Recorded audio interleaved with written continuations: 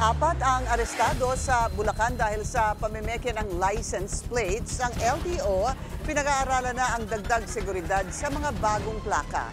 Yan ang agenda report ni Paulo Barcelon. Timbog sa operasyon ng PNP, CIDG at LTO ang apat na kalalakihang sangkot sa talamak na paggawa at pagbebenta ng peking plaka sa San Ildefonso, Bulacan. So sila po yung nag-deliver nakipag-meet up sa tao natin tsaka ng PNP. And then tinuro po nila kung saan po yung pagawaan at doon naman po na-aresto yung mga, hindi na pa natin sinasabing big boss, pero yung mga mas mataas sa kanila. Nasabat sa operasyon ng 51 mga peking plaka, mga paraphernalia at makina at marked money.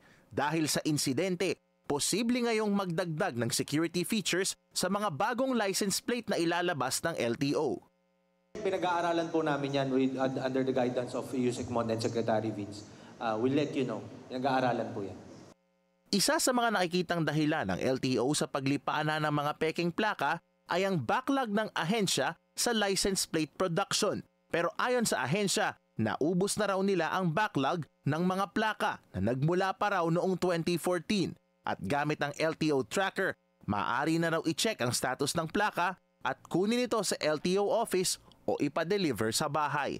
Para sa agenda, Paulo Barcelon, Bilyonaryo News Channel.